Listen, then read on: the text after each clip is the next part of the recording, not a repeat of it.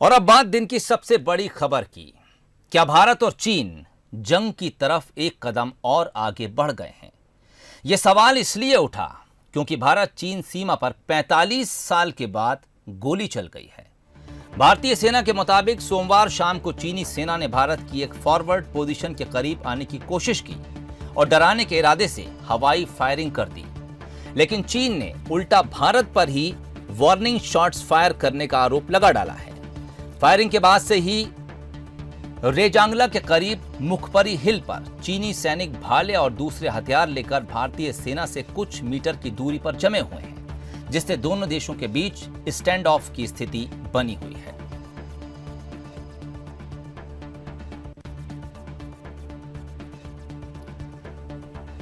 दरअसल 45 साल के बाद एक बार फिर सीमा पर गोली चली है और इससे पहले ऐसा ही धोखा चीन ने दिया था।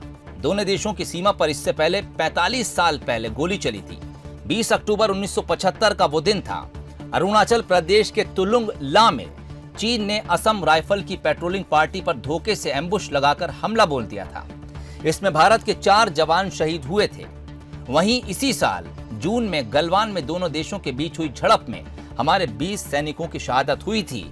हालांकि इस झड़प में गोली नहीं चली थी। हालांकि गलवान घाटी में हुई हिंसक झड़प के दौरान चीनी और भारतीय जवानों की ओर से दोनों तरफ से गोलियां नहीं चलाई गई थीं, लेकिन फिर भी 20 सैनिकों की शहादत हुई थी।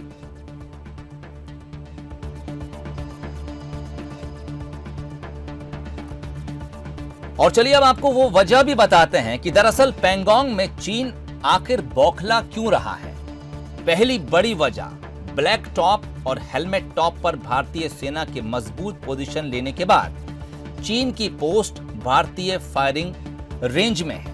हम ऊंचाई पर हैं और चीन नीचे है, इसलिए वो हमारी पोजीशन में आते हैं। दूसरा, भारतीय सैनिक ऊंचाई पर हैं जबकि चीन की पोस्ट नीचे है। चीन की पोजीशन और ट्रूप को भारतीय इलाकों से साफ तौर पर देखा जा सकता है और हम उनकी हर हलचल पर निगरानी रख सकते हैं। तीसरा बड़ा कारण, हमारी पोजीशन से चीन के भारतीय इलाकों में एंट्री पॉइंट्स अब बंद हो गए हैं। जिन इलाकों से एलएसी को लेकर घपला कर चीन भारतीय सीमा में पेट्रोलिंग करता था, वहां अब भारतीय सेना का दबदबा है। और ये 3 बड़ी वजहें ये बताने के लिए काफी हैं कि चीन अब बौखलाहट में है और जिस तरह की हरकतें पिछले 3 महीनों से सामने आ रही हैं, वो चीन की उस बौखलाहट को बताने के लिए काफी है। तो ये आज दिन की सबसे बड़ी खबर है। एलएसी पर तनाव है। 45 साल बाद चीन ने फिर धोखा दिया है, गोली चली है। क्या कुछ मायने हैं? रुख करेंगे हम इस वक्त न्यूज हेड शरद द्विवेदी जी के पास। शरद जी, 45 साल का लंबा अरसा और एक बार फिर उधर से गोली चलती है। क्या मानते हैं आप, क्या जंग की तरफ ये गोली एक कदम और आगे हम दोनों देशों को बढ़ा गई है? सोहेल, जब भी कोई मसला इस तरह का उठता है तो पहला सवाल मन में यह आता है कि आखिर इसकी वजह क्या है। पेंडेमिक से पूरी दुनिया जूझ रही है। चीन इसलिए ज़्यादा जूझ रहा है कि पूरी दुनिया में वो अलग थलग पड़ गया।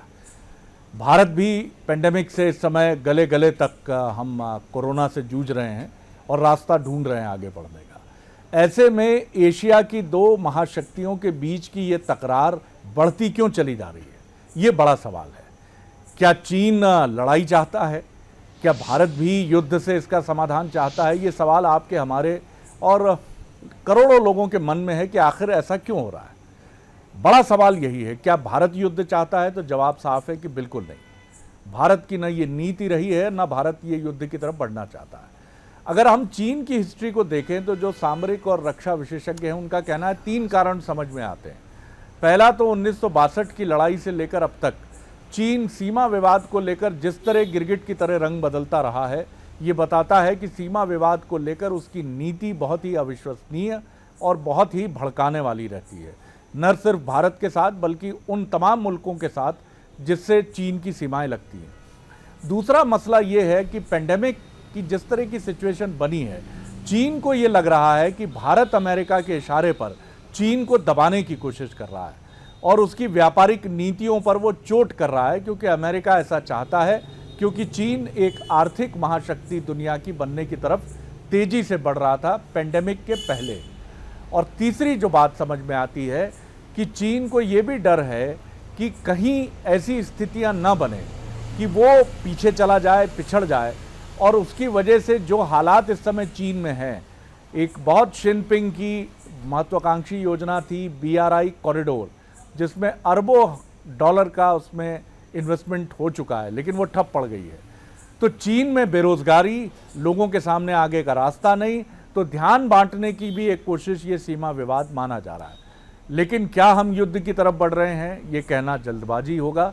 लेकिन इतना ज़रूर है कि चीन खुन्नस निकाल रहा है, क्योंकि उसे लग रहा है कि जापान, ऑस्ट्रेलिया, अमेरिका और भारत इसमें एक महत्वपूर्ण कड़ी बनकर उसे दबाने की कोशिश कर रहा है वैश्विक मंच पर। सोहेल, चलिए, वैश्विक मंच पर इसको एक कूटनीति कहा जा सकता है। इस वक्त हमारे साथ ब्रह्मदीप अलूने साहब रक्षा विशेषज्ञ हैं और वो भी जुड़ गए हैं। ब्रह्मदीप साहब, बंसल न्यूज में आपका स्वागत है। जी नमस्कार। LOC पर इस बार फिर से तनाव देखने को मिला है और 45 साल बाद वो रिकॉर्ड टूटा है। एक बार फिर से गोली चली है, किस तरह से देखते हैं इसे आप? देखिए, अब जो तनाव है वो एक अलग दिशा में जा रहा है, और वो जो दिशा होती है वो आक्रामक कूटनीति की ओर चली गई है। क्योंकि जो पेंगोंग झील के दक्षिणी तट पर सेनापाऊ पहाड़ी क्षेत्र है, जो अमूमन भारत में माना जाता है LAC के अंतर्गत, भारतीय सैनिक वहां पर हो यह भारत का अधिकार है, क्योंकि हम वास्तविक नियंत्रण रेखा पर विश्वास करते हैं। चीन उस वास्तविक नियंत्रण रेखा को नकारता है और उसका कहना है कि भारतीय सैनिकों ने वहां पर घुसकर गोली चलाई है। इस सब के बीच जो विवाद बढ़ता हुआ इस प्रकार से नजर आ रहा है, ऐसा लग रहा है कि अब भारत आगे बढ़कर चीन को घेरना चाहता है, और भारत इसके लिए भी तैयार हो रहा है कि यदि युद्ध हो तो न केवल चीन को कैसे रोका जाए, बल्कि पाकिस्तान को भी रोक लिया जाए। क्योंकि हमने देखा कि रक्षा मंत्री राजनाथ सिंह जो थे वो अभी ईरान के दौरे पर थे, और यदि चीन और भारत का युद्ध होता है तो जो पाकिस्तान है उसकी भूमिका को लेकर भारत थोड़ा सतर्क है।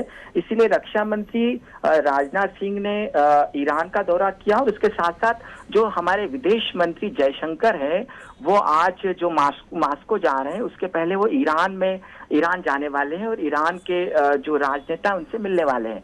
जाहिर सी बात है कि ये जो गोली चली है 1975 के बाद, यह न केवल गोली चली है, लेकिन ऐसा लगता है कि हम युद्ध की कगार पर पहुंच गए हैं और भारत तैयार है चीन का सामना करने के लिए। सोहेल जी, चलिए, अब इसके क्या कुछ असरात आने वाले दिनों में देखने को मिलेंगे, उसके लिए हमें कुछ इंतजार करना होगा।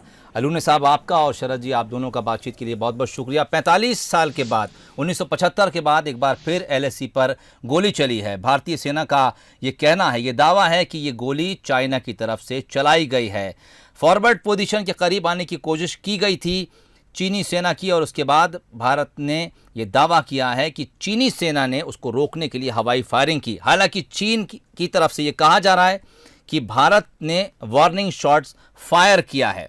एक बार फिर से रेजांगला के करीब मुखपरी हिल पर चीनी सैनिक भाले और दूसरे हथियार लेकर नजर आ रहे हैं। भारतीय सेना मौके पर डटी हुई है, तमाम हालत पर नजर बनाए रखे हुए हैं। ब्रह्मदीप अलूने साहब हमारे साथ जुड़े। उनका कहना है कि इस बार LAC पर सिर्फ गोली नहीं चली है, बल्कि ये गोली कुछ और भी इशारे कर रही है। भारत ने पूरे विश्व में अपनी जो कूटनीति है उसको अब तेज कर दी है।